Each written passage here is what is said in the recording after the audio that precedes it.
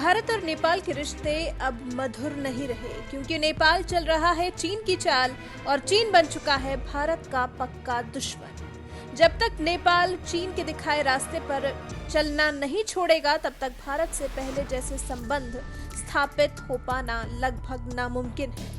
लेकिन अब नेपाल के लिए भारत को भी अपने रुख में थोड़ा बदलाव लाने की जरूरत है। कोविड के शुरू होने के साथ ही चीन की भारत के साथ टेंशन शुरू हुई और फिर नेपाल के साथ भी भारत की टेंशन बढ़ने में देर नहीं लगी।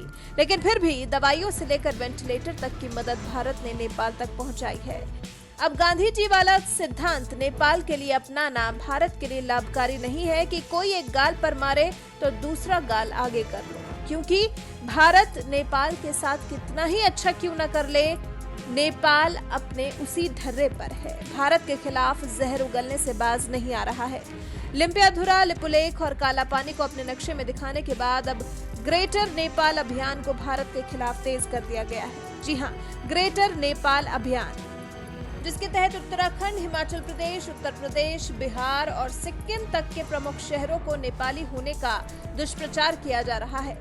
नेपाल की सत्ताधारी पार्टी नेपाली कम्युनिस्ट पार्टी ने यूनिफाइड नेपाल नेशनल फ्रंट के साथ मिलकर नए सिरे से इस अभियान को हवा दे दी है। इसके लिए साल 1816 में हुई सुगौली संधि से पहले के नेपाल की तस्वीर दिखाकर नेपाल के नागरिकों को भ्रमित किया जा रहा है। इस अभियान से विदेशों में रहने वाले नेपाली युवा भी जुड़े हैं। बाकायदा इसके लिए ग्रेटर नेपाल के नाम से फेसबुक पेज बनाया गया है। ट्विटर पर भी सत्ताधारी दल की टीम सक्रिय है और इससे सिर्फ नेपाली युवक नहीं बल्कि पाकिस्तानी युवक भी जुड़े हुए हैं, क्योंकि इस अभियान के बहाने उन्हें भी भारत के खिलाफ जहर उगलने का मौका मिल रहा है। ग्रुप से जुड़े पाकिस्तानी युवा अपनी प्रोफाइल की जगह परवेज मुशर्रफ, नवाज शरीफ और पाकिस्तानी झंडे की फोटो इस्तेमाल कर रहे हैं।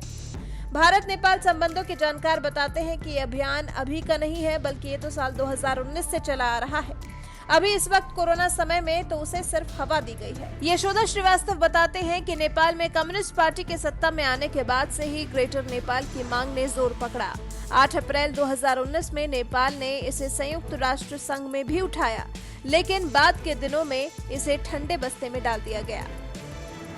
अब जब चीन से भारत के रिश्ते बिगड़ गए हैं, काला पानी के मुद्दे को नेपाल ने तूल दिया ही हुआ है, तो साथ ही ग्रेटर नेपाल अभियान को भी अब बड़े स्तर पर हवा देने की कोशिश की जा रही है।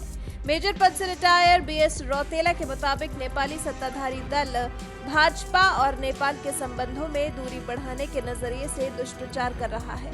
ग्रेटर नेपाल अभियान के किसी भी दावे से इनकार किया जा रहा है। दावे का कोई आधार नहीं होने की बात कही जा रही है।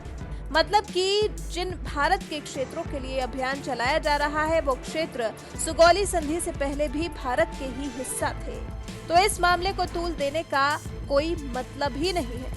आप देखिए, नेपाल की कम्युनिस्ट पार्टी की सीनाजोरी ये तब है जब भारत ने अभी तक नेपाल के खिलाफ कोई एक्शन नहीं लिया है, बल्कि भारत तो सिर्फ और सिर्फ नेपाल की मदद करने में लगा हुआ है।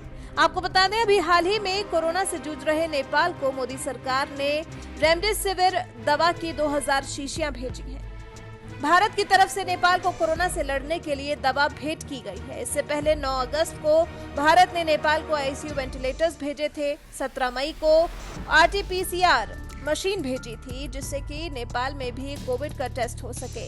लेकिन नेपाल तो भारत के इलाकों को अपना दिखाकर नक्शा जारी कर रहा था। भारत नेपाल को पैरासीटामोल और हाइड्रोक्लोरोक्विन दवाइयां भेज रहा था और एहसान फरामोश नेपाल अभी भी भारत के खिलाफ जहर उगल रहा है। भारत के इलाकों को अपना हिस्सा बताने की साजिश रच रहा है। अब लगता है चीन और नेपाल दोनों ही एक थाली के हो गए हैं। जैसा ढीठ चीन था, वैसा ही नेपाल हो गया है। फर्क सिर्फ इतना है कि हम दोनों देशों में से किसी से भी संबंध खराब नहीं करना चाहते, न चीन से और न ही नेपाल से, लेकिन गलबहिया करे ये दोनों देश भारत पर सिर्फ और सिर्फ वार कर रहे हैं। इसके अलावा कुछ भी नहीं। अब आप ही रास्ता सुझाइए कि कैसे नेपाल को भारत के खिलाफ बुनी जा रही इन साजिशों से रोका जाए। अपने सभी पड़ोसियों से संबंध खराब हो जाना, ये तो भारत के लिए भी अच्छी बात नहीं है।